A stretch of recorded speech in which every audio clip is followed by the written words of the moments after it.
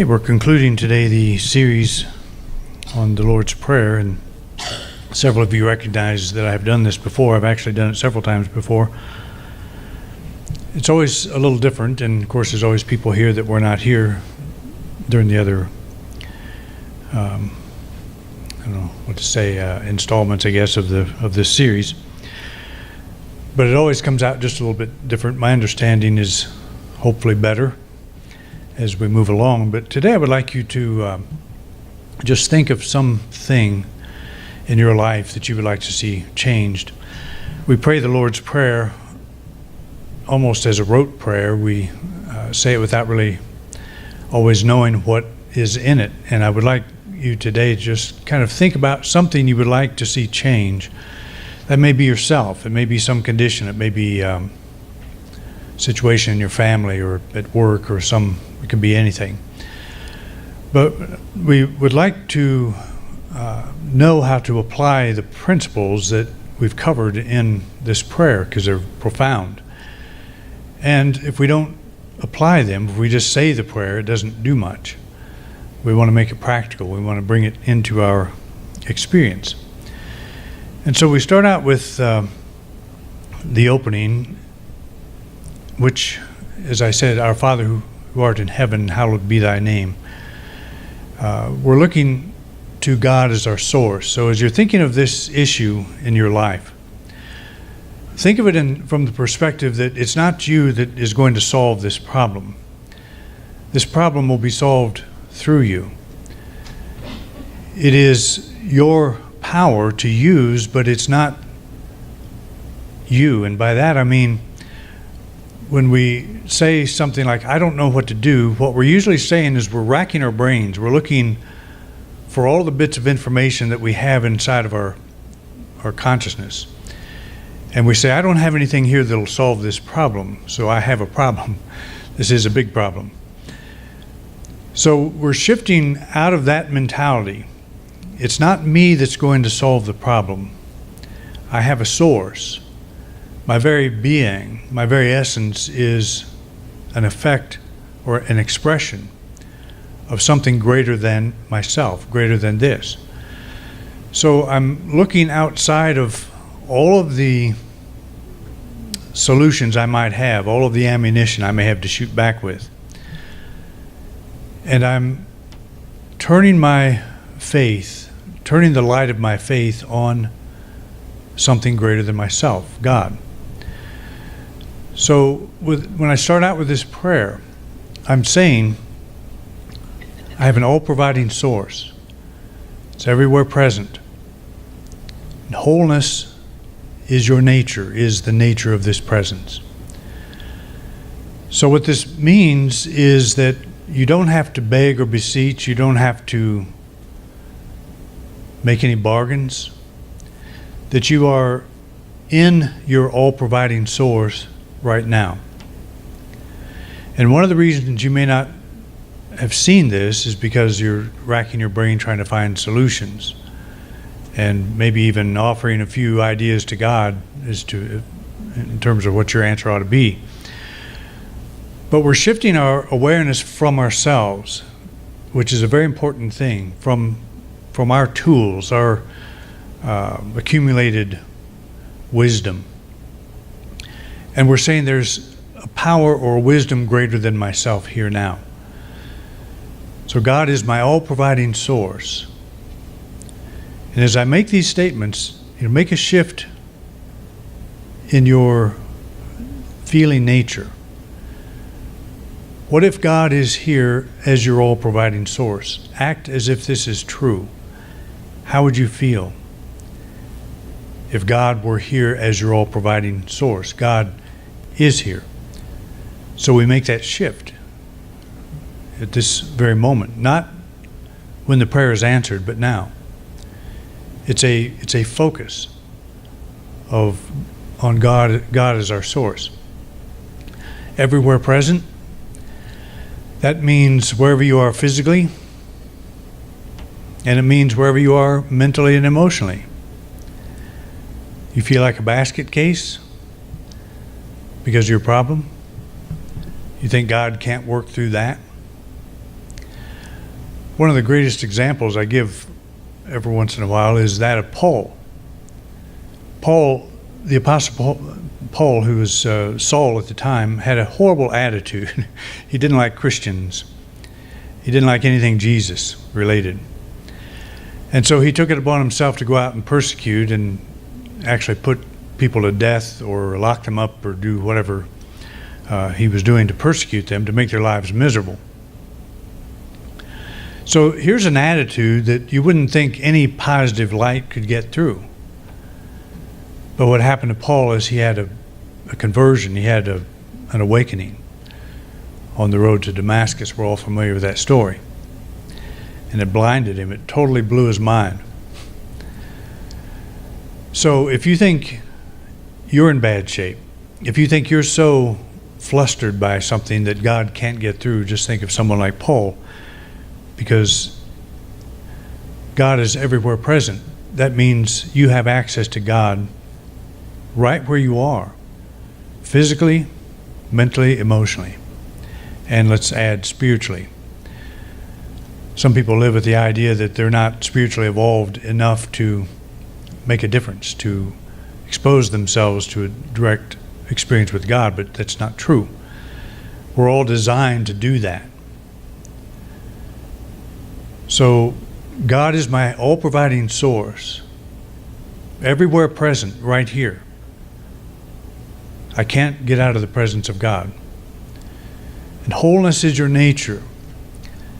That is the answer that I seek, the potential for it, or that which serves as the basis for the answer that I seek is present. It's present as potential, but don't take that to mean that that potential must be developed. You say the fields will be harvested in 4 months. But Jesus said, lift up your eyes and see that they're all ready to harvest now. And he's saying that the wholeness of God is present. So what you're seeking, and one of the things you're seeking, I don't care what the problem is, it could be a health challenge, could be financial challenge, could be a relationship challenge. One of the things you're seeking is peace. So is peace absent? We probably think it is. I'm not peaceful. But if we're saying wholeness is your nature, for acknowledging that I live in the wholeness of God now, that means peace is accessible. All of the qualities of God are accessible. God is whole now.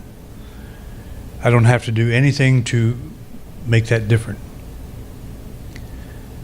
So I'm opening my mind to receive that which I'm seeking. It's a state of openness. That's how I open this prayer. The next phase is you are fully present and active here. We're speaking of God, this source. You are fully present and active here. Your will of expanded freedom is being done in my life as it is in the underlying reality. Okay, we can probably all imagine the kingdom of God as the kingdom of perfection, kingdom of completeness. And like the disciples, we wander around on the earth to see all the problems going on, and we ask the Master, when will the kingdom come?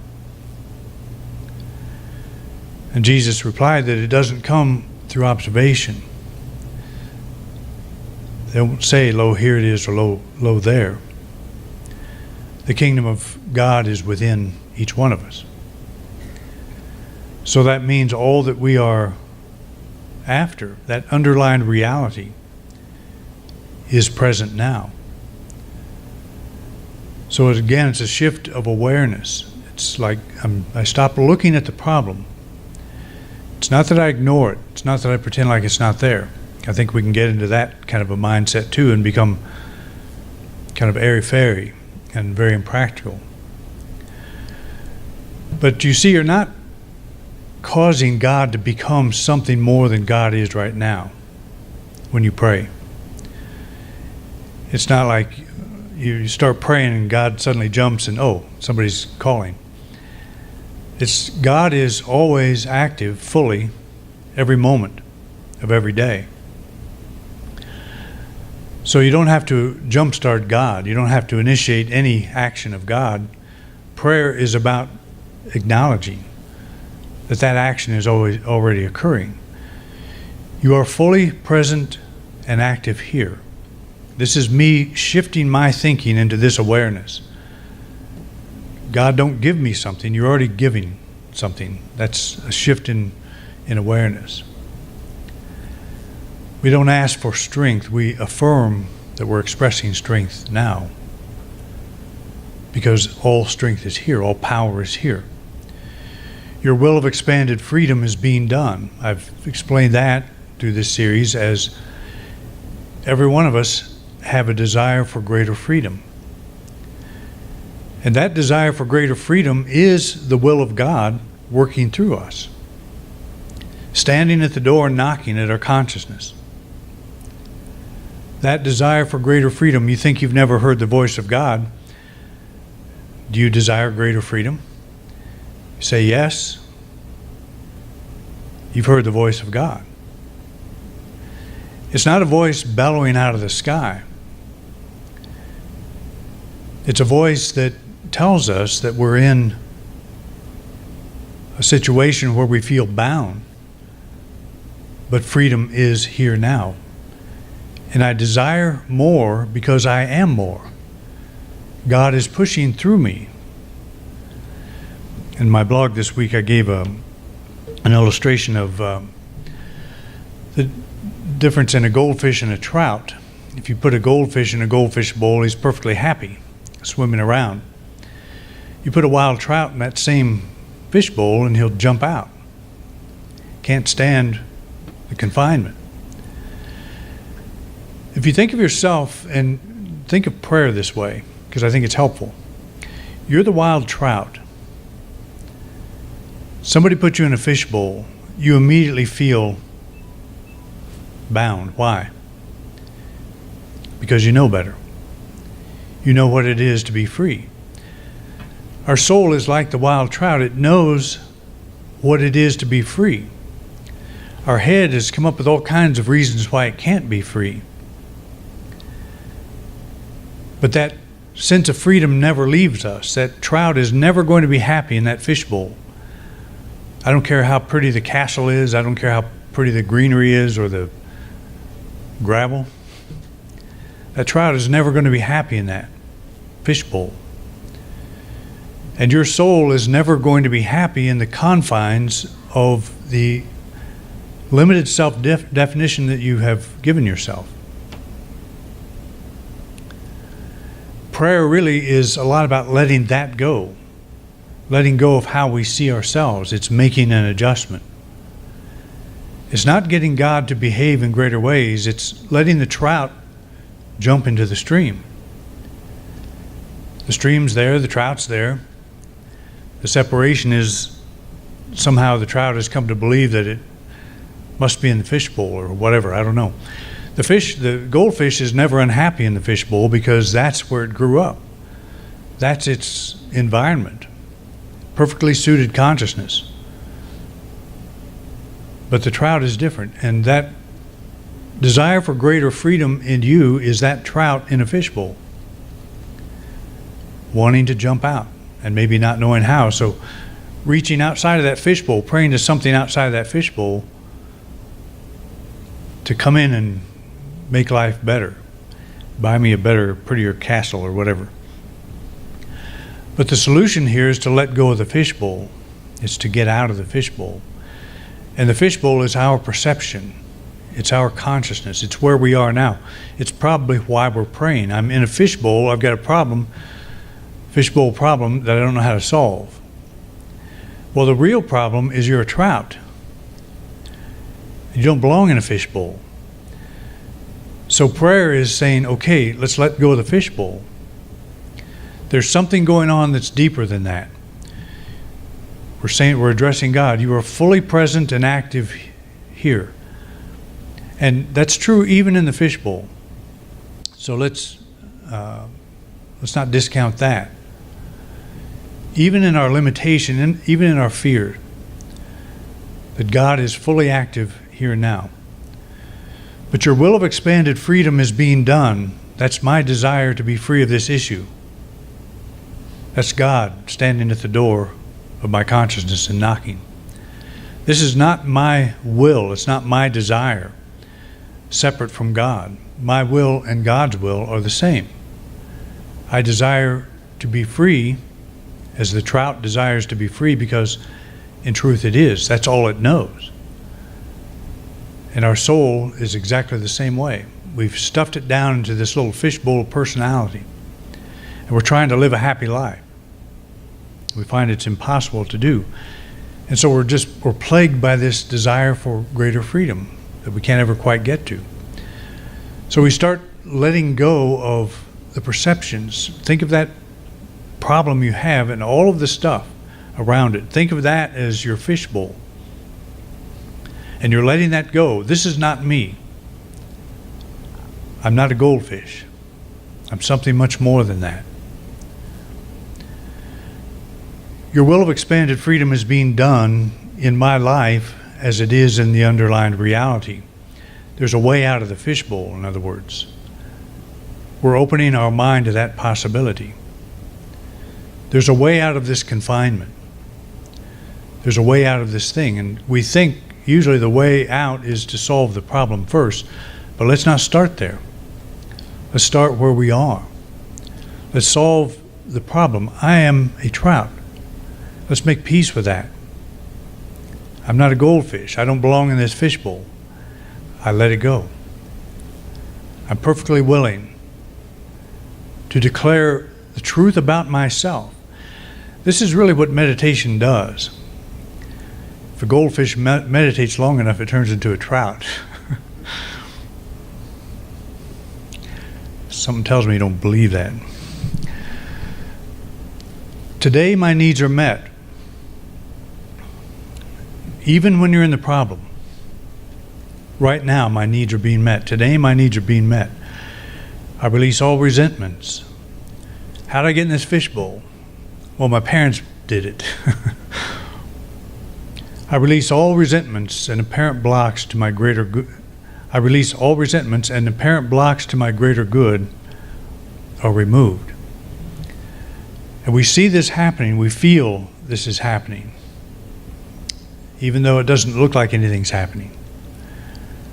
This is an attitude of release, of letting go. And the forgiveness side of this, very important. I've talked about forgiveness as, imagine yourself going down a river in a canoe and you are in some rapids and you take a rope and throw it around a stump on the bank. The rapids will knock you over. So the main thing you need to do is let go of the rope and go with the flow, as we say. And that's really what forgiveness is. Well, I threw that rope around the log because I had a real good reason for doing that. Well, maybe you did, but you're still going to tip over. So what would you rather have? What would you rather do? Hang on to the reason that you threw the rope around the log, or let go and be free? That's always the issue it comes to, because God is always working. If we're hanging on to something, if we're hanging on to resentment toward someone, toward ourselves, maybe things didn't work out like we hoped they would in our life, or some aspect of our life. And so we're trying to blame ourselves or someone else for doing that. Well, life hasn't stopped. It's still fully functioning right now. And we either are hanging on to something and not letting that happen, or we're letting go. So today my needs are met. This is an attitude. I've got this thing going on here, but everything I need to meet this challenge is here. It's a shift in perception again. It's a releasing. It's allowing myself to experience the freedom. How would I feel if this thing were resolved? That's a way to get there. How would I feel if this thing were resolved? Allow yourself to feel that, to know that. That's where you want to be. So I release all resentments, and apparent blocks to my greater good are removed. That's an attitude. You look at the issue that you're going through, that you're dealing with, as if it's fluid. Something's happening. It's not as firm as you thought. There are elements at work that you're not even aware of. And that's the beauty of we talk about, we use the term metaphysics. It's a $3 word. And it means beyond the physical. And by that, we mean that the source of our good, the source of what we seek, is not in the material, it's beyond the material, beyond the physical. So that's what we're becoming. We're becoming metaphysicians. We're looking not at the problem as it is, but as it is at the deeper level of spirit. God is always working. God is always in a state of absolute freedom. I desire more because I am more. I desire greater freedom because at the soul level I am free, and I let this freedom begin to work things around in a way that reflects that. It's like the trout jumps out of the fishbowl, leaves that environment, and think that as a mental, emotional environment, and lands in the perfect environment of the wild stream. Now the outer reflects the inner. The environment matches the fish, matches the trout. And it's true with the goldfish. While the goldfish is in the bowl, if you happen to be a goldfish, I'm not putting goldfish down by any means. That's a perfect environment. You put a goldfish in a wild stream, it'll probably die quickly. We want the environment that best suits who we are at the deepest level. And that's really what prayer does. It allows that to break loose and to come forth. We first recognize that we're not just a limited being that's begging for answers. I'm an expression of God. And I'm addressing this living force that is working in and through me in all things now. And again, think of God as omnipresent. Your answer may not be here in this room, but omnipresence means when you open yourself to that answer, it could be 10,000 miles away and begin to come your way that moment. That's what omnipresence is. That's one aspect of omnipresence. It's like there's no time and space. The attitudes we have set up a vibration that is attractive to that very thing that we are seeking, or that very condition. It may not be the thing that we want or get in our life, but we want greater freedom. Doesn't matter how it comes. Doesn't matter how it looks. That's why we hang on to the rope in the canoe. It's got to look just like that, or I'm not letting go. So that's an option. And we've all done that. We've all hung on to things that just beat the daylights out of us. The time comes when we say, I'd rather be free than, what's that? I'd rather be free than right. No, I'd rather be right. What is that? I'd rather be right than happy. Most of us would most of the time, right? I'd rather be right than happy. Actually, we get to a point where, what difference does it make? Just so you're free. So that's what we're after in prayer. It does require letting go, and that's why I think the idea of forgiveness is so important in the Lord's Prayer. Forgive us our debts as we forgive others of their debts or trespasses, whatever. It really has less to do with them than it does with us. It's us hanging onto the rope. I'm now willing to let go of that.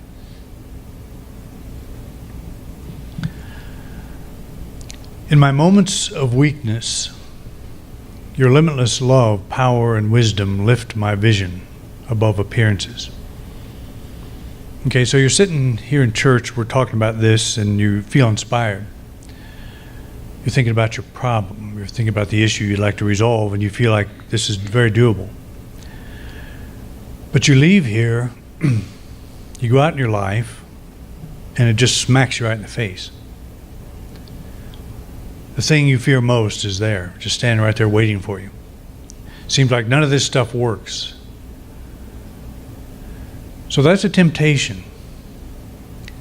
It's a temptation to believe there are two powers at work in your life. And it's a very tempting temptation, because it sure looks like there are two powers sometimes. Something's working against my desire to be free. Something's keeping me bound.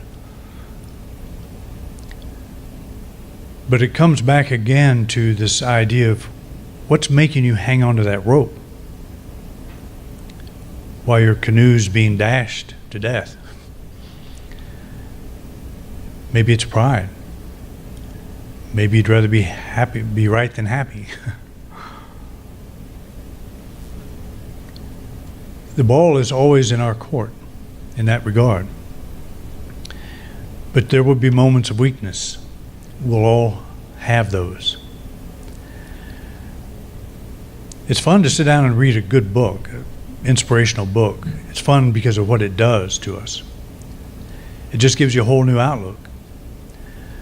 But then you get up and go about your business, and one thing knocks you down a little bit, another thing knocks you down a little bit, another thing knocks you down a little bit. Pretty soon you can't even remember exactly what you read. And so you do something like you write on a postcard that bit of inspiration, you carry it around with you, put it on your refrigerator or your medicine cabinet or whatever. Pretty soon that looks a little bland. Doesn't seem to have the power, because that thing that you're dealing with seems pretty real, pretty big. So there has to be a shift. What we're trying to do in cases like this, when we turn to something outside of ourselves as our source of power, we're like the goldfish, or we're the trout in the goldfish bowl, hoping life will get better there. But we have to do something to let go of where we're at, to release it. And that's a pretty scary thing sometimes. And so we make some decision that's a bold decision for us. And we're immediately confronted with the exact opposite. That which I fear most comes upon me, as Job said. And as I have said, it's kind of important for that to happen. Because if that which you fear comes upon you and you deal with it, you won't have to deal with it again. So it's not a bad thing. Sometimes that trout just might need a good lecture. You're not a goldfish. You're something more. Stop trying to be happy in this little bowl. And that little bowl that we're talking about is that rope we're hanging on to, that thing that that life we're trying to keep a certain way. But we really want to reinvent ourselves altogether, and not really reinvent ourselves, but allow that which we are at the deepest level to emerge, to come forth. And we can take a few steps in that direction and lose our faith. So I have to be reminded that even though that happens, I'm still okay. In my moments of weakness, your limitless love, power, and wisdom lift my vision above appearances.